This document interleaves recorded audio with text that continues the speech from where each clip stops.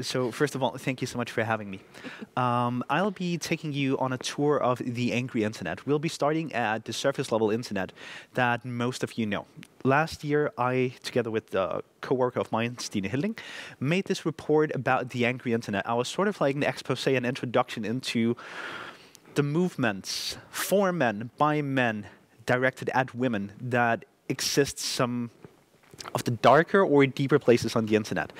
What we did was to do a mixed methodology investigation. First of all, we investigated more than 600 billion posts, comments, tweets, and retweets off of three of the biggest surface websites. Twitter, 214 subreddits, and a handful of different boards on the website that is 4chan. What we found was that up against 850 authors per year were extremely prolific in violence against women and were definitely from one of the Nordic countries.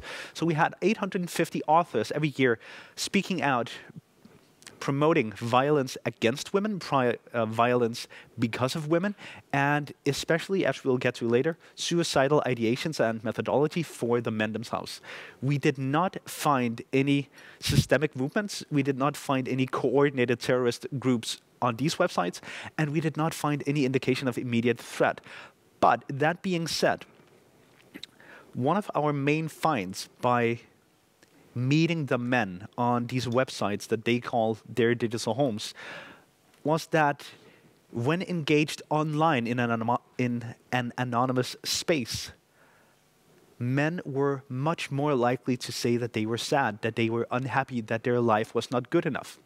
They all had ideas about why their life was not good enough. It was about not having enough sexual attention, sexual partners, not having enough respect or attention for achievements. It was about not having enough friends, social activities or social clusters that they could engage in.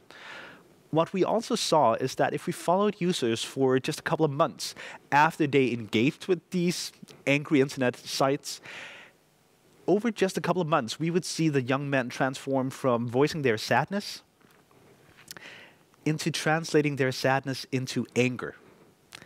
Because one thing we do know is that men, especially young men, are not comfortable in being sad. It's not a masculine feeling.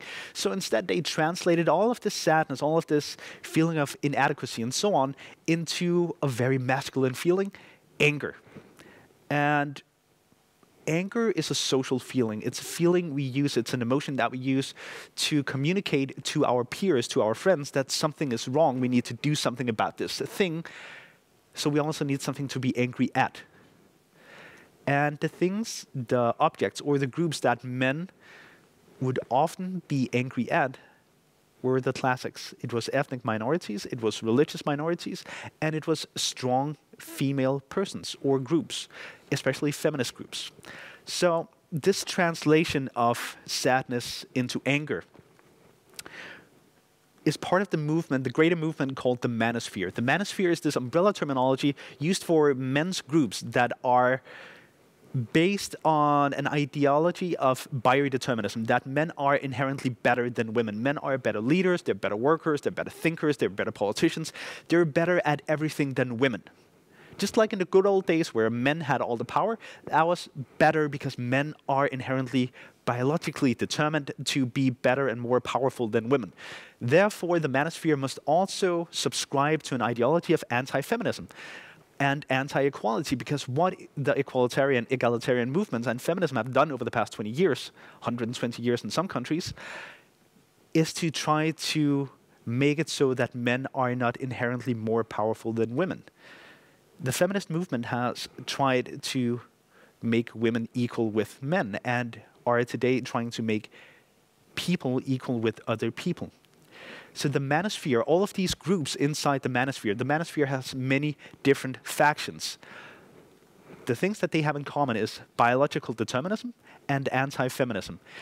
But within the manosphere, we can have both groups that are focused on masculine ideals. We have groups that are focused on sexual ideals and groups that are focused on political ideas and political agendas. If it's the political agenda, it could be men's rights activism, like groups that are focused on giving more power back to men, saying that feminism have gone too far, that feminism and feminists have taken the power from men, and the MRAs now want to take the power back. It can also be the alt-right movements, the hyper-conservative, identitarian, alternative right-wing movements that are currently sweeping across Europe. If we move towards the masculine ideals, it can be men going their own way. Groups of men that have an idea that society is lost. Feminism have taken over society, and therefore we need to disengage with the world and just start our own new club. We need to start a new community. We need to start new societies away from feminists, away from the evil women. It can also be, if we move a bit towards the sexual ideology, it can be pickup artists, men who have taught themselves how to pick up women, score with women, or have sex with women, trick women into having sex with them, teaching other men to do the same. This is where we shy into a bit of rape, or at least sex without explicit and enthusiastic consent territory. We can move to the top of the sexual ideology chain and talk about incels, involuntary celibate men, men who see themselves as defined by their inability to have sex or to get sexual attention because of the feminist society, because women have, one, fought for their right to choose sexual partners, even in plural. The incels think that, well, then all the women want to have sex with a very select group of men. Therefore, there is no sex left for me. So feminism have stolen the sex that was rightfully supposed to be mine. And we can have a ton of different smaller groups in between all of this. But all of this is the manosphere. The manosphere is men's groups directed at women. What they also, all of them are, is extremely social. They talk about each other as brothers, as peers, as co-fighters, as soldiers in the trenches. They all have an idea about conspiracies, that there's this feminist agenda, that all the powerful feminists have already taken all of the power in society, and they need to fight back, that there's this big feminism shadow government. None of them have any leaders. It's ideological movements existing primarily online and always in opposition to something. All of these are countercultures. They are opposed to feminism. They are opposed to equality. They are opposed to society as a whole, but they need to be in opposition. And like I said, they're all based in the online sphere, and all of them have explicit linguistic markers, which is one of the things that I work with, because it's super hard to track anonymous people across the internet. The internet is kind of big. So what we do instead, and what we have based a lot of our research on, is how they talk. Because there are certain words that only exist in these movements. 2 years ago, or 5 years ago, the incel movement started to talk about Chads and Stacys, and that became kind of mainstream. And then we could see how that was used in the MRA movement, and how that was adopted by the MGTOW movement. And some of these words we can follow, and some of these words have, over the past couple of years, become too mainstream to bear any scientific significance. Chad, Stacy, some of the derogatory terms used for women are today mainstream. But one of my jobs is to keep digging and finding out, how is the language of the internet, how is the language of the angry internet constantly evolving. A lot of my work has also been to interview, talk to, and talk with these men and groups of men. In doing so, it has mainly been online, it has mainly been done by anonymous chat services, but some of the things that follow, some of the things that are shared across all of these groups of men, is that they all share the idea that someone is after them. They are being chased, they are being hunted, they are the victim of the others. And all of them think that society is unfair and unjust, and they can't just wait for police or society or politicians to help them, because the elite that secretly controls the world is also dangerous and malicious and is out to get them. The elite can be either royal families, it can be academics, it can be journalists, it can be feminists, it can be those who hold power and those who hold the power or capacity to change policies. The elite is always also dangerous. And they all share an idea that you're not resilient enough alone. You need someone, you need your band of brothers. all of these ideas are, to a certain degree, fairly normal. It's not outrageous to think that you're not alone. It's not outrageous or out there to think that you're getting lost in the giant societies that are today, also thanks to the internet. It would be good if these young men talked more about this, because this is anxiety. This is a good thing to talk about. But the men that dive into or lose themselves in the manosphere is stereotypically between 15 and 35 years old, and they don't talk about feelings. They don't talk about anxiety. They don't talk about not being good enough or about being sad. If you ask a guy, how are you? He's going to be fine. He will always say, I'm fine. They can be crying on the inside. They can be thinking about harming themselves, but they will always say, I'm fine. And instead, then we have a psychological mechanism pushing us when we say we're fine, but we're not, towards the groups that have said they are clearly defined and ready to fight for us. Then we look for those who are already engaged in the fight for us. Because if I can't find help, then I might as well go look in the trenches. And one of the things that all of these young men have said to me in interviews and talks is that women are allowed to feel so many different things. Women can be foolish, they can be silly, they can be wary, they can be pessimistic, they can be anxious, they can be depressive, they can be happy, they can be so many different things. Whereas men, in their mind, are reduced to just some very, very baseline emotions. Man, are you having success? Are you having food? Are you having sex? If you don't answer yes to all of these things, then you are, as a man, allowed to be angry. That is the one emotion we have. That is the one masculine ideal, that is to become angry. That's the narrative shared in these spaces, that men only have value if they are happy or angry. Meaning that when these young men look at themselves and say, well, I'm not happy, well, then I guess I have to be angry. That is the only two options. When talking to these young men, all of them talk about, well, we all have these goals in life: academic achievements, friends, family, hobbies, prowess, career, sex, all of these things that we want to be happy. And all of us have some inevitable fluctuations. We have good days, we have bad days. Usually, most people are just tipping between being happy and being meh, it's fine. What these young men say, which I think is actually very right, is that most people have systems to help them be happy. We have friends, we have families, we have hobbies, we have communities.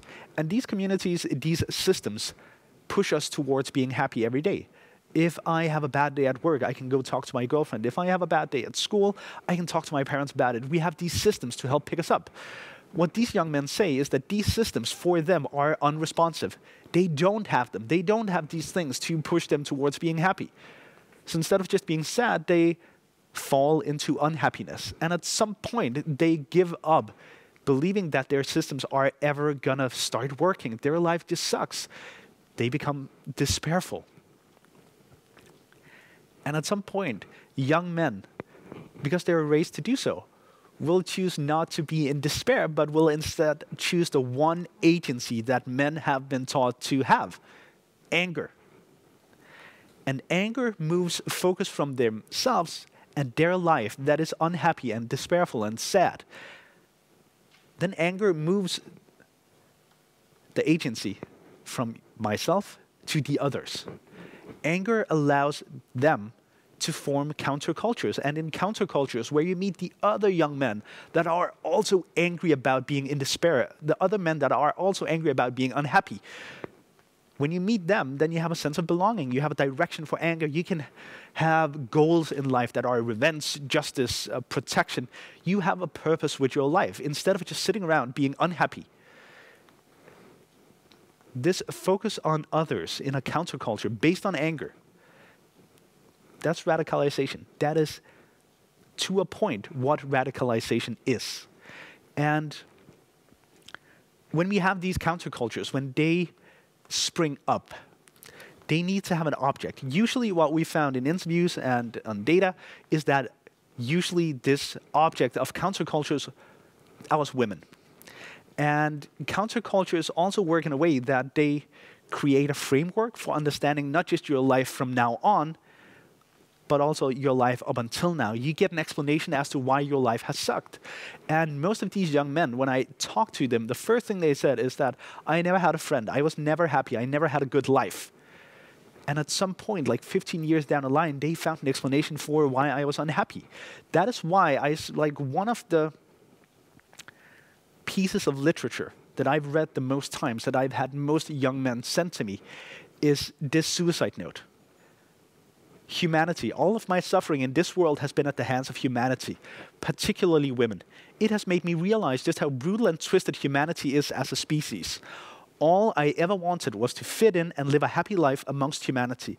But I was cast out and rejected, forced to endure an existence of loneliness and insignificance, all because the females of the human species were incapable of seeing the value in me. And this is very much this reframing of my life. Why have I been unhappy? Why have I been sad? Now I'm choosing not to be sad and instead taking agency in my life. Is this a happy note, or is this a sad note, or is this an angry note? It's a suicide note from a young man who went out and killed 6 other people, hurt 14 more in 2014 in Isla Vista in the US. Elliot Rodger, who in another video called himself the supreme gentleman and said women were supposed to want to have sex with him because he was the supreme gentleman. And then he said, if I can't have you, no one shall have you. And then he went out, set on to kill as many women as he could. The supreme gentleman. A moniker that has been echoed through so many violent offenders, through so many terrorists, through so many mass murderers. Alec Minassian, a couple years later in Canada, before he drove a van through a group of women, killing 10, said, all hail the supreme gentleman. A couple of years before that, a young man, before he killed 10 other students at his dorm in Oregon, said, here I am, 26, with no friends, no job, and no girlfriend. Here I am, no friends, no job, no girlfriend. That's not an angry statement. That's a sad statement. But men are fine until we become angry. And we kill people. Usually in media, when we talk about these incidents, we talk about them as a series of isolated incidents. We talk about them, well, this young man was having psychological trouble. This young man had been in the psychiatry. This young man had been wrong for this many years. But we see that these young men use the same language, use the same linguistic markers, reference each other. They talk to each other. They talk about each other on internet forums. They share the same idea that the great replacement is coming. If we don't do something now, the others will overtake our countries. If we don't do something now, the women who are evil will have power and then we will be powerless. We need to fight back now. It is not only just that we do it, it is necessary that we do it. And then they kill people and they kill themselves.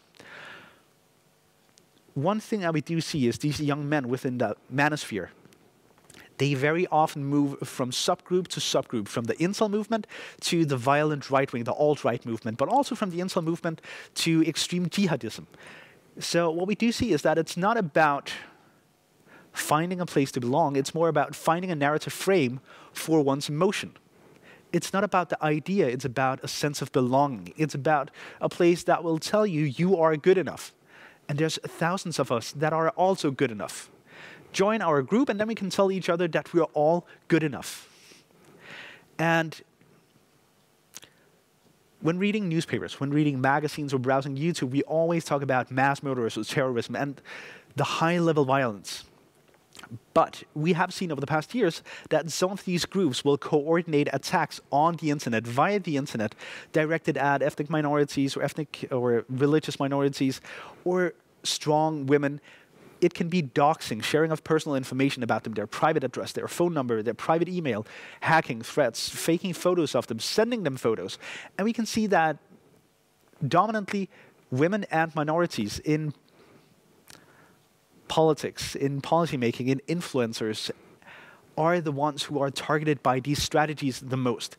And we know through Institute for Human Rights in Denmark, this means that they very frequently exit the debate.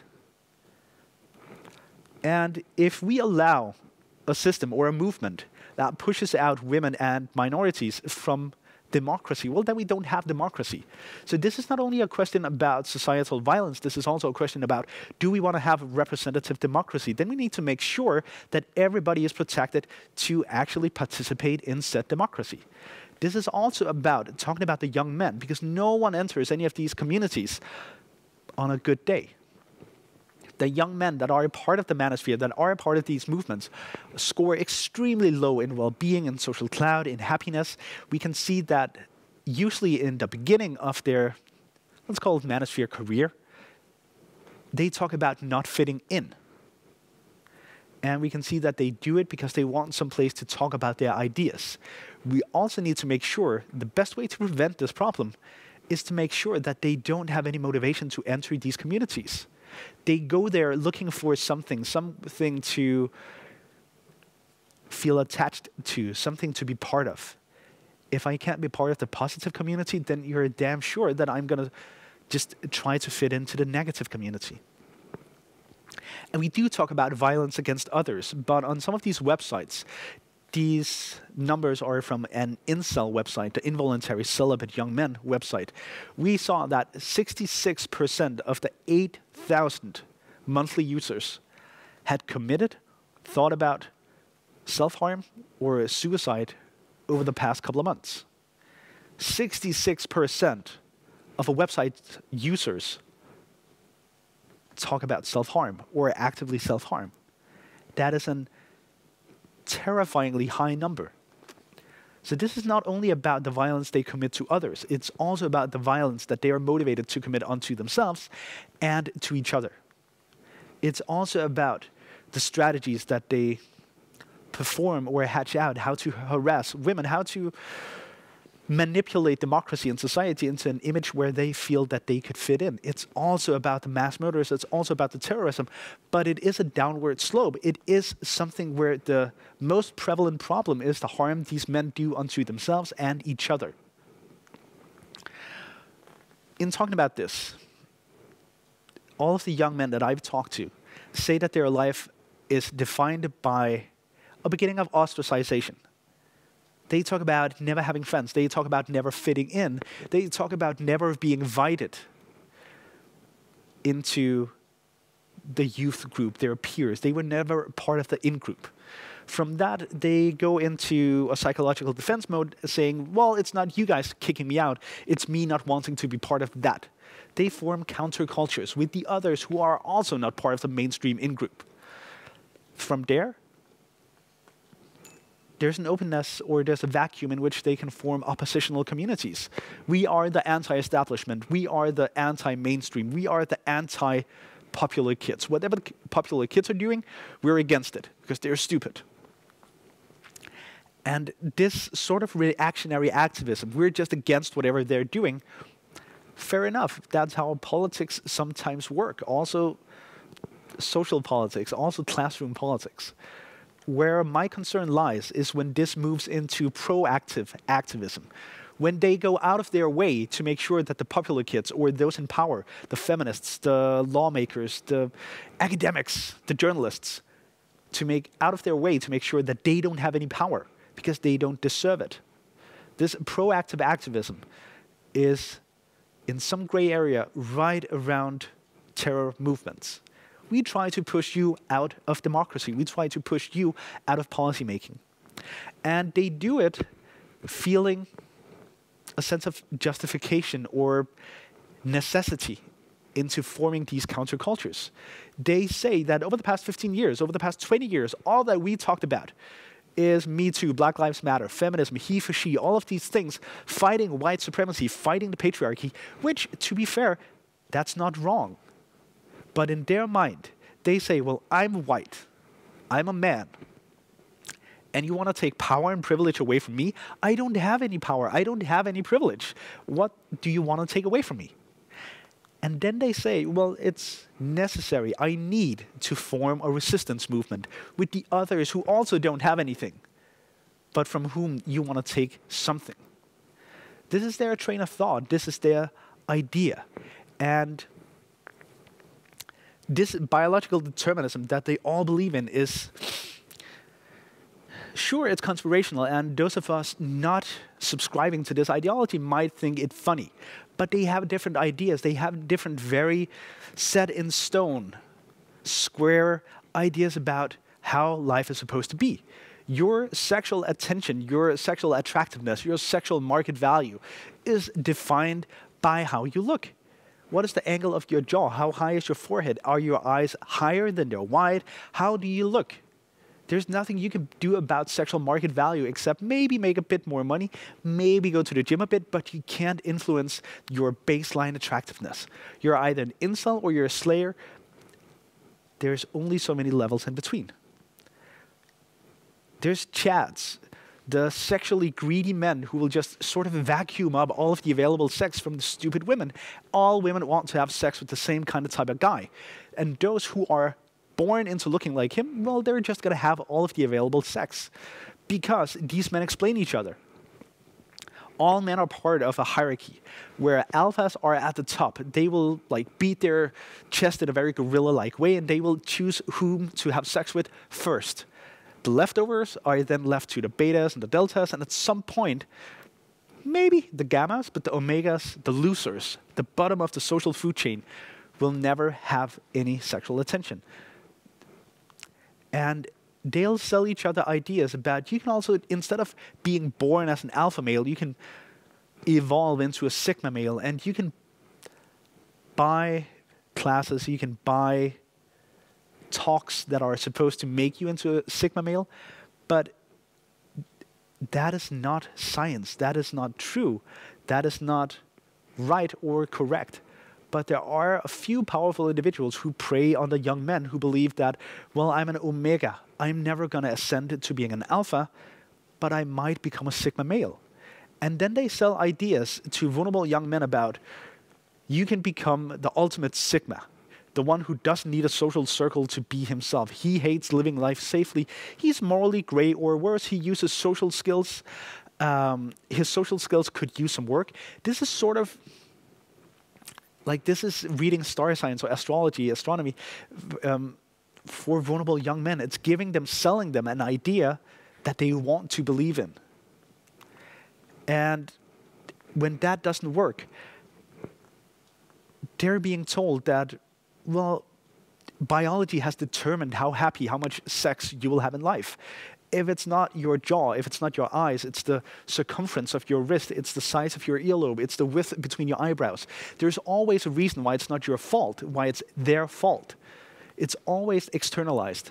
And what these movements do is sell an idea of the man's man. You can become the good man who deserves happiness.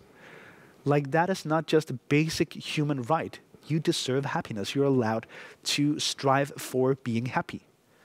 But what these groups do is, these communities do, is push the idea that there's this ideal man who is one with nature, climbs the trees, eats meat, no tofu, can defend his one woman, has a job, he drinks his coffee black. And if you just do this 10-step program into becoming a good man, you are allowed to be happy. Because that's how it was in old days, in the conservative days. 100 years ago, there was one woman for every one good man.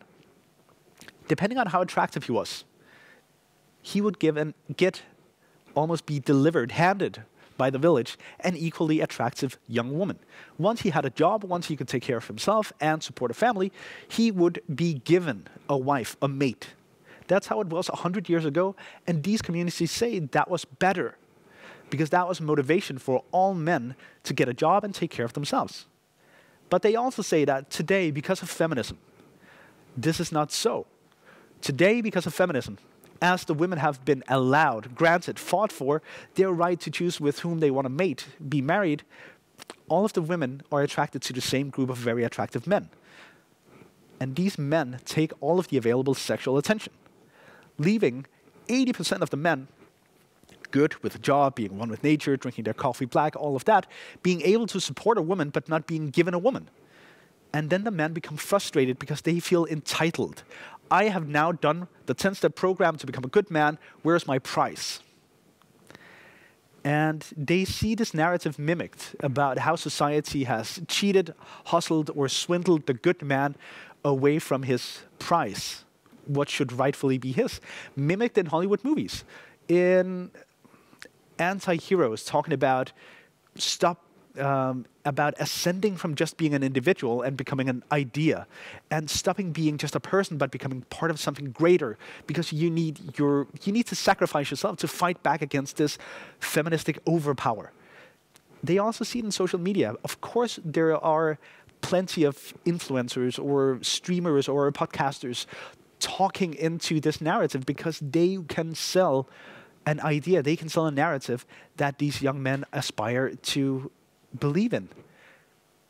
When we talk about best-selling authors crushing feminism, crushing egalitarian movements, and when we have best-selling authors talking about enforced monogamy, when best-selling authors say that, oh, if only we have had enforced monogamy, we wouldn't have had school shooters,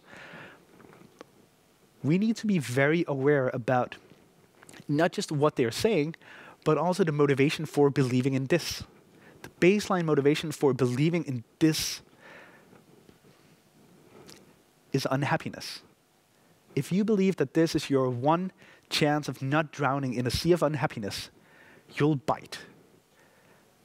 And we end up with movements convincing each other that they need to fight back against a made-up enemy.